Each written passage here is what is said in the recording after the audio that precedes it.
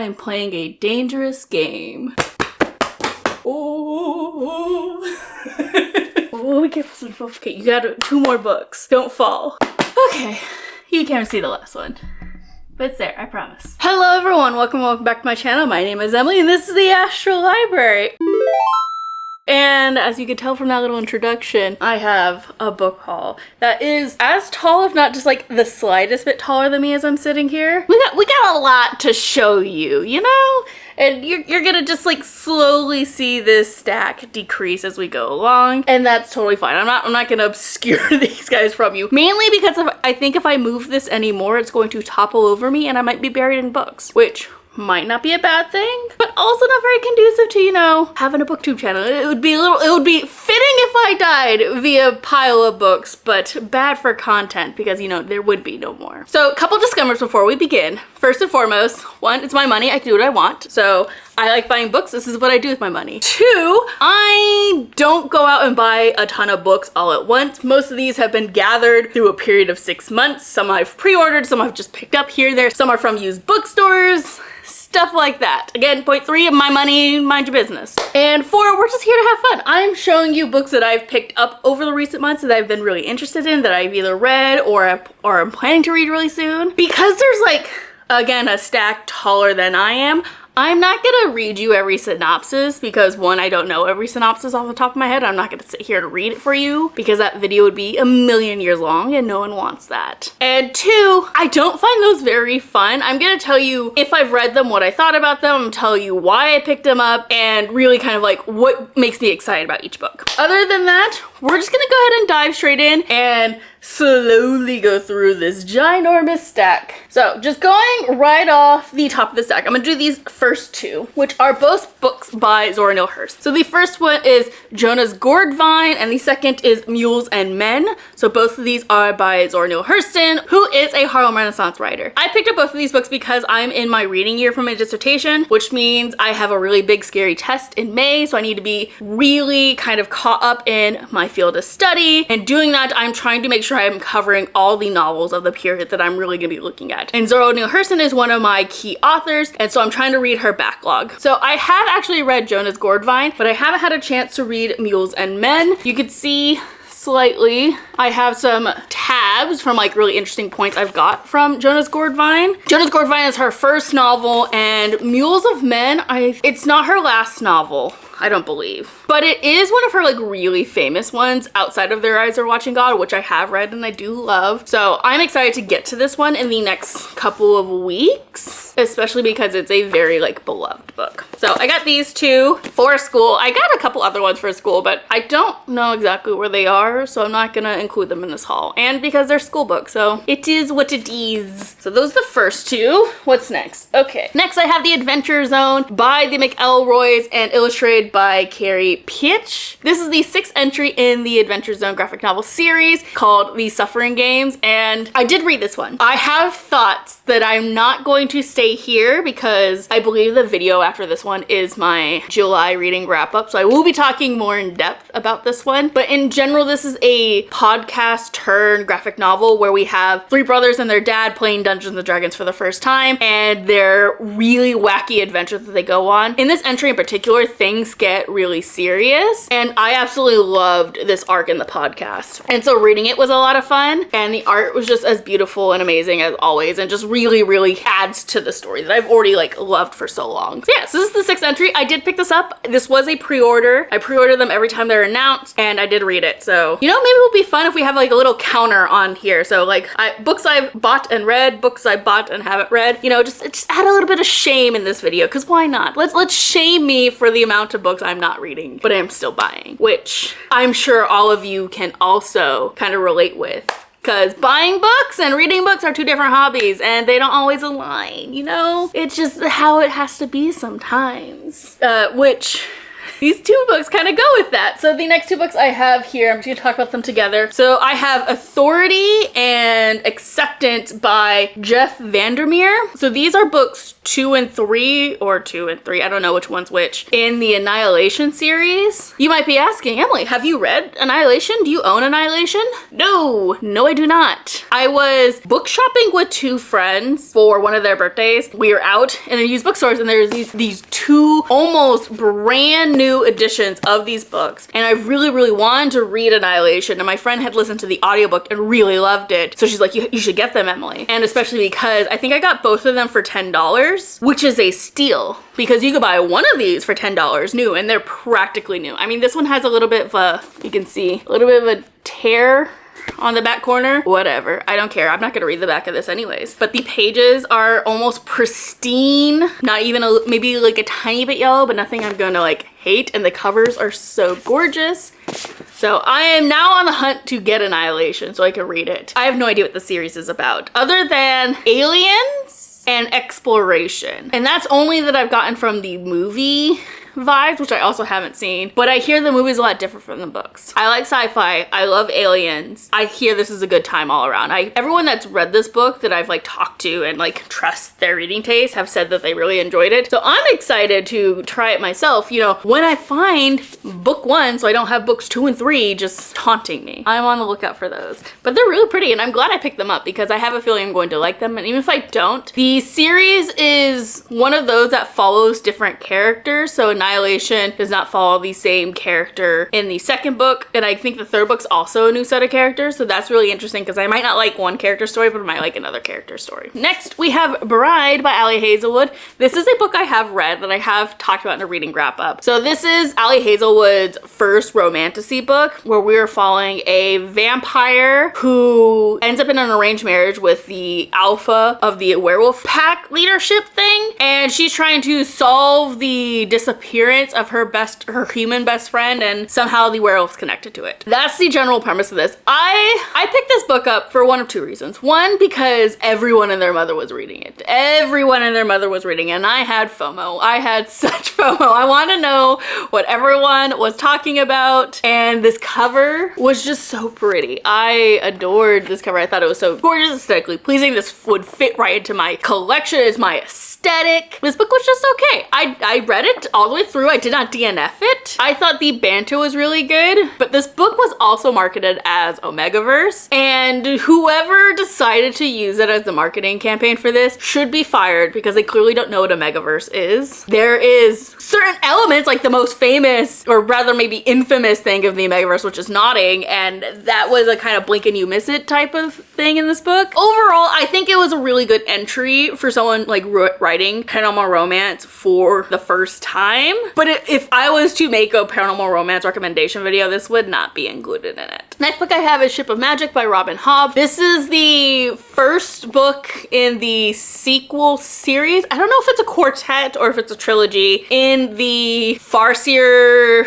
It's called the Farseer trilogy for the Assassin's Apprentice. I don't remember the name of the extended universe. I'm gonna be roasted alive in the comments. I don't remember it. I think it does have something to do with the Farseer.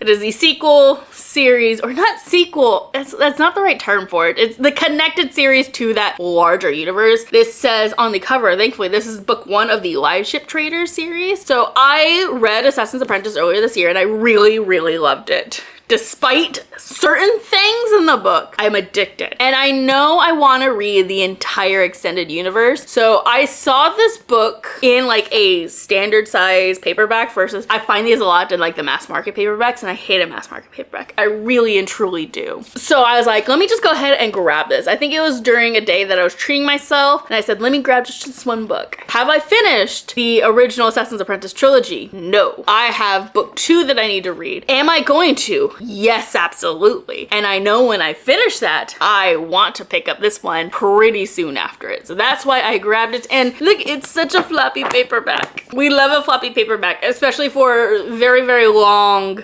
fantasy books, because this one's 800 pages. So, you know, I would like something that kind of just flops in my hands. And going with that, I also picked up Empire of Gold by Shannon Chakraborty. This is the third and final book in the this series. So it's the City of Brass trilogy. And I have not read City of Brass, but I do own City of Brass Kingdom of Copper, and then the only one I was missing was this book. And so I was like, let me just pick it up so I can have the whole series. Because before I had picked up this book, I had listened to The Adventures of Mina Al-Sarafi, and I adored Shannon Chakraborty's writing. So I was like, let me go ahead and make sure I have the entire series that she first did, that she got really famous for, which was the Davenport trilogy with City of Brass, and that everyone raves about. So I was like, let me get this, especially because I had a hard time finding Empire of Gold in stores. Like every time I went in, they didn't have it, or the one copy they did have it was like really destroyed. I was like, I found it. I was like, let me just get this now. Let me complete my set. And so I did. I don't know what the series is about, other than I think there's a character who's like running away and she ends up teaming with a djinn. I think, I'm not 100% certain on that. I do have the first book on my 24 for 2024 reading challenge. So I am positive that I'm going to be picking that up soon, because I'm trying to get through that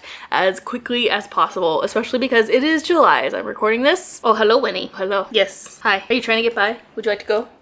Goodbye. Dogs. So yeah, I picked this book up. So in case I do end up really adoring that series, I can just binge the whole thing. All right, next, another for the red category. This is the Deep Dark by Molly Knox Ostergaard. So this is a standalone graphic novel that's a bit spooky. Specifically, we're following our main character, Mags, who is kind of lost in her life and she doesn't know quite what she's doing with her life, because she's kind of stuck in this limbo. She's a caretaker for her grandmother. Her mom's kind of starting a new life with her new husband or fiance, and Mags is almost graduating high school and just like does not know where she's gonna go in life and like what even in store for the next day. On top of that, Mags is hiding a deep dark secret that has kind of plagued her family since childhood. And to make all matters complicated, her best friend from childhood has come back into her life and she has mixed feelings about how she's supposed to feel for this friend. This was really cute. I enjoyed it a lot. I really like what Molly Knox did with color in this. I think it was really well done because we have a character who is facing a depressive episode, and so a lot of this book is in black and white, and then the moments that are in color are just like really impactful. Highly recommend. Very good. Great art style. Molly Knox always knocks it out of the park for her stories, and they're always queer love stories, so gotta love that. The next ones I have in my stack here, I'm just gonna talk about all together, and that is The Inheritance Games, The Hawthorne Legacy, and The Final Gambit by Jennifer Lynn Barnes. Yes, I always mess up her name. So this is The Inheritance. It's not The Inheritance Cycle, that's the Aragon series. This is just the Inheritance Game series, I think. So these are the first 3 books in it. The first one's actually the Barnes & Noble exclusive hardback that they did. So it has like these printed edges, which I thought were kind of cool. So I picked this book up for April Magical Readathon. I think one of the prompts like had me pick up a book with a key on it. I just had none. So I was like, let me go pick up this book that I really wanted to read, because this was described to me as like a Knives Out story where we have a poor girl inheriting millions from like this really rich billionaire who loved puzzles, and she has to like solve puzzles with the grandsons to like inherit her millions. It's really interesting. So I bought the first book because I devoured it, and I was like, I must read the rest of the series. And so I bought books 2 and 3, and I did read all of them. I did in fact finish it. You can tell that I love them. I really enjoyed the first book. This is definitely a series that degrades in quality the more it continues on. So the first book was really good. The second book was just okay. And the third book, I would burn in a fire. If I'm completely honest, I would burn The Final Gambit in a fire, because this book did the series so dirty. I'm not gonna get into it now because otherwise the video will be a million years long. If you want to know my thoughts, I believe I include this in a wrap up. I will link that on screen somewhere here. If you were going to read this series, which I definitely think you could have a lot of fun with the first book, just stop at book 2. Honestly, I think you could read book 2 and be a-okay. I think this is actually meant to be a duology, and then she continued it into a trilogy, which was a mistake. And now she's doing a sequel series following the brothers on doing their own misadventures. I don't know. I don't care. I'm not reading any more of these books, but they were fun while they lasted. And I did read all 3 of them, so that's more counting in my read books. All right, Ooh, I totally completely tossed this book, which, you know, fitting for how I feel it. So the next book I grabbed was The Whispering Dark by Kelly Andrew. This is a book that is following a deaf main character as she's accepted into this prestigious university to study magic, I guess. And particularly people are able to like walk into the sky and like go between worlds. And our main character has always been able to like hear shadows talk to her. That's the premise. The execution of this book was dog shit. It was so bad. I did read this one, so like points there. I almost wish I didn't, but I did finish it. I think what made me most disappointed about this book is that I really was expecting more from it, and it had such a great premise and such a great like potential, and it was just fumbled so hard. And this is the first book I've ever read by Kelly Andrews, and I'm gonna tell you right now, I don't know if I want to read anything else by Kelly Andrews because of the absolute mess this book was. Let me know in the comments if you've read Kelly Andrews before. Let me know if I should maybe try to give her another chance, pick up another of her books, maybe that doesn't deal with some of the themes and just like complexities that are in this one. Let me know. The next book I have is All of Us Villains by Amanda Foody and C.L. Herman. This is actually a really funny story. So this I also read for the Magical Readathon in April, and I thought I owned this book because I owned the second one, Vengeful. That's a sequel. That's the second book. I thought I owned this book because I owned Vengeful, and I like had it in my library app that I owned this book. Guess what I didn't own? This one. So I had to buy this book so I could read it because I thought I had it in the first place, and I included it on TBR for my Magical Readathon, and that was a whole shtick. And I did read it. I did not like it. I don't know how you make Hunger Games boring, but they did. They really and truly. Will I read the second book? Probably, because why is it on my favorite shelf? Hold the phone. No, that's a lie. It is not Vengeful. I'm looking at the wrong book. Vengeful is the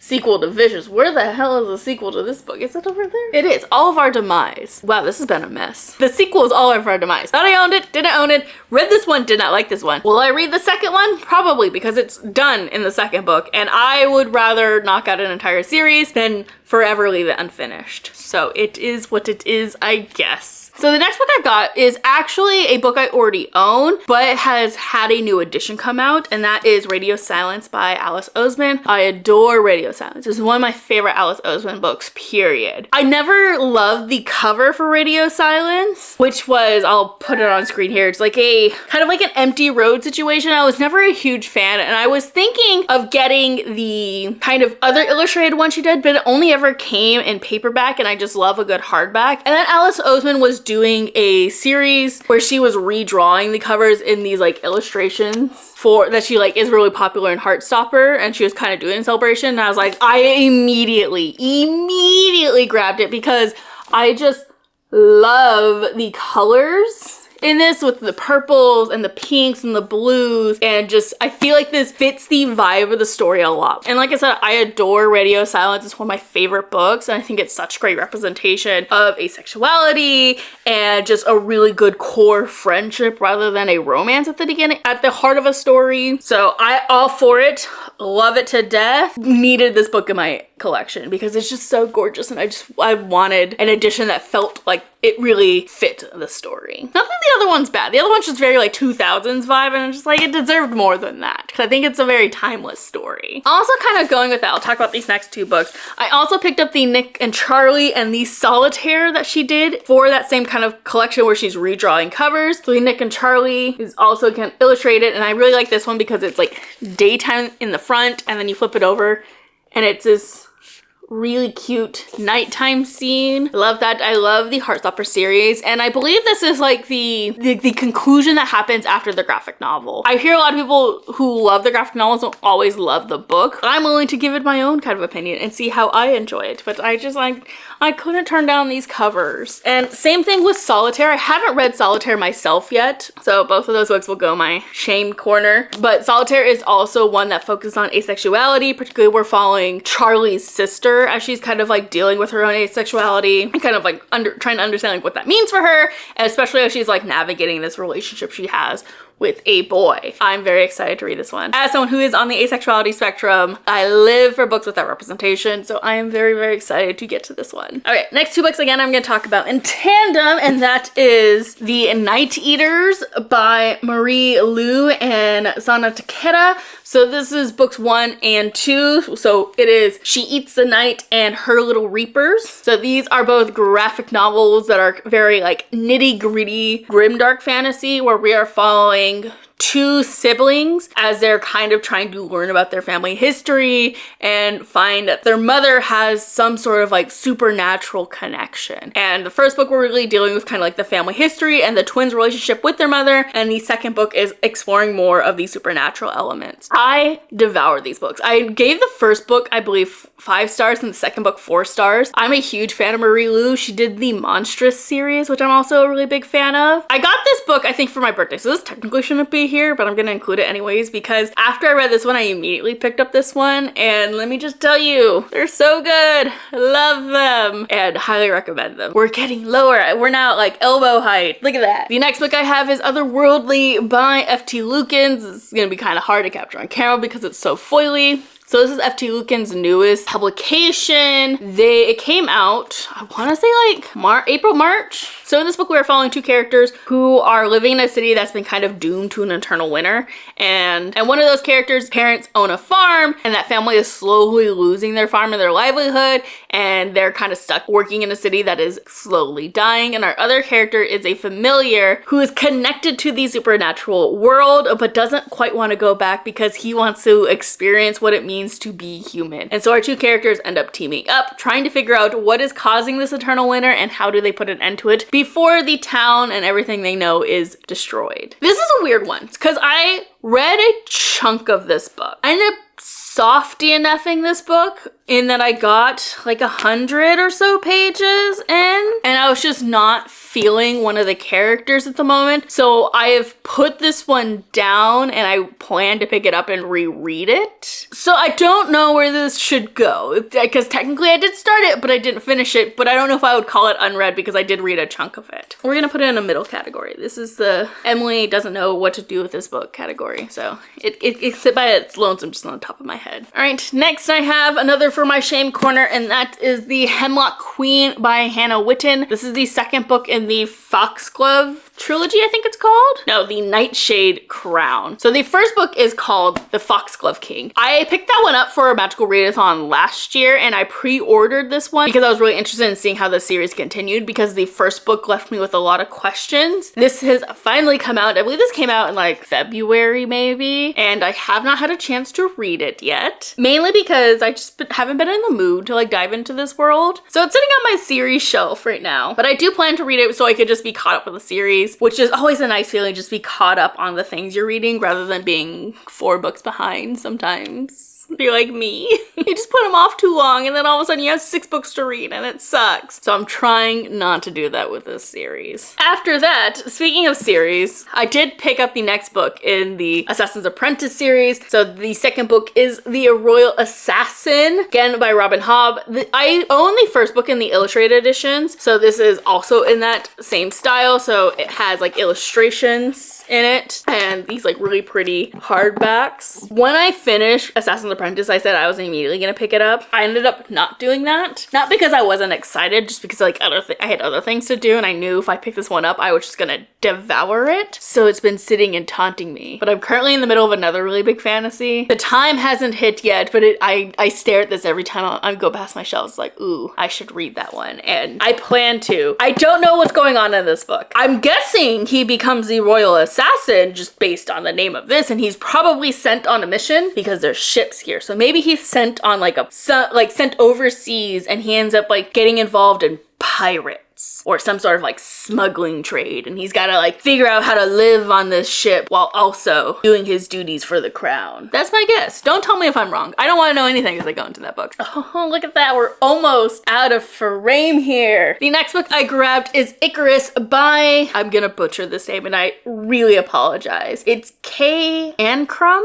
This is a book that's kind of funny of why I picked it up. My social media of choice, the social media that I love and adore, that I've been on for years, that I probably will never leave until the website kicks me off, is Tumblr. One day as I'm scrolling my dashboard, I come across this post and it has this like really pretty prose, and I believe it was talking about Icarus and his relationship with the sun and his wings, and I remember falling in love with what the author had written. And then they ended up like having a follow-up post where they talked about how they took that inspiration and like had a book coming out focusing on Icarus, which is what this book is. So from what I've gathered of this book is that this is a Icarus mythos retelling where we're following Icarus, who is like this thief, and there's some sort of heist involved, and it's a MLM romance. That's all I got of like what this premise is. But I could care less, because if the writing is anything like that one little snippet of a Tumblr post, I have a feeling I'm really gonna enjoy the just writing this author has. So